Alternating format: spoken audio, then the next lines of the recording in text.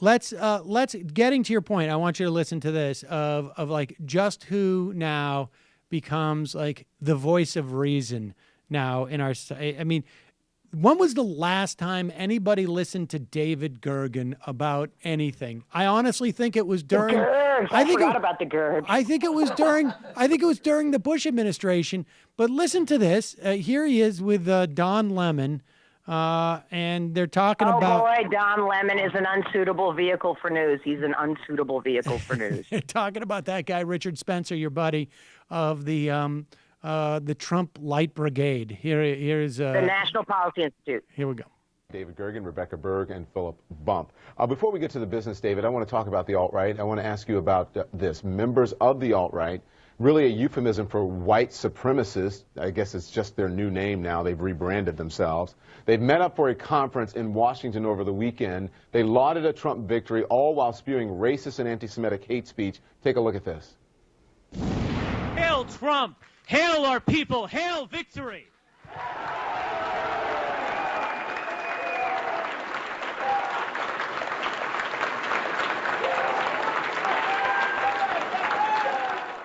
Wow. So here's what the Trump team is saying about that. It says President-elect Trump has continued to denounce racism of any kind, and he has was elected because he will be a leader for every American. To think otherwise is a complete misrepresentation of the movement that united Americans from all backgrounds. So my question is that specific enough in this statement? Shouldn't he be very clear what and who he is calling out here?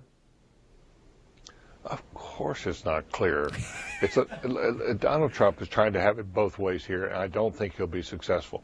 On one hand, he puts out statements denying there's any racism or any sexism or any of these other kind of things that we all find so abhorrent in his administration. And thank goodness we want presidents to do that. But on the other hand, he's appointed Steve Bannon as one of the two most powerful people in the White House, one of the most powerful people in Washington, whose previous company, well, he was executive chairman of it, and said of his company, that Breitbart, that it was the main platform for alt-right. And now here comes alt-right, and we see their true colors. They have this conference in Washington. It's overtly racist. It's overtly anti-Jewish. It's anti-Semitic. It's overtly against women, and it is overtly a white supremacist. They basically said this is a white nation. We're not going to lose it. We're going to reassert ourselves. And it says our motto has to be conquer or die. Yeah. Now, what kind of signal does that send to people of color? You know this, Don, much better than I do. So there it is. I mean, they have to go to. Well, hey, Gerg, I don't mind that. The Gergs, that's fine. Yep. But the thing is Don Lemon, who that's about as strident as I've ever heard Don Lemon be. He really lets a lot of stuff go. And over the years, it's been hard to watch Don Lemon. Maybe he'll get some sense of speaking up. But the thing is, they shouldn't even be called the alt-right. They're just racist. And those guys in the room, the Hail Caesar room for the children of the sun, they are corny, man. They are terrible. It's almost like bad actors. You're looking at bad actors.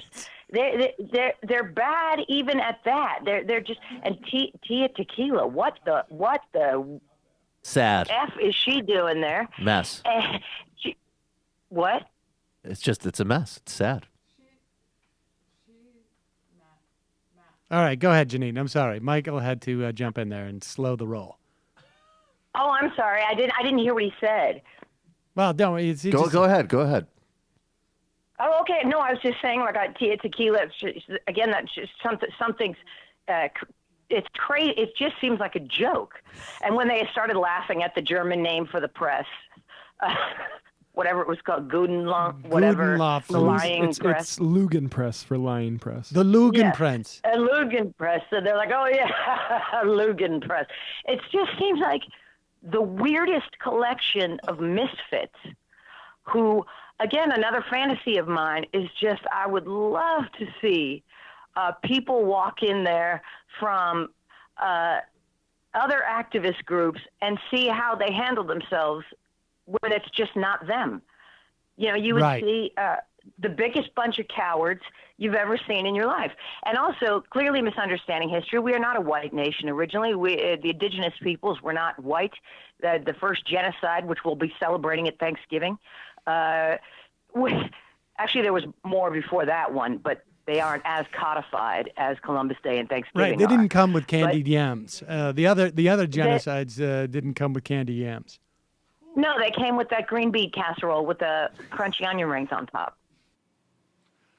Hey, it's Sam Seder. Why don't you subscribe to this channel? You can do so right over here. Subscribe.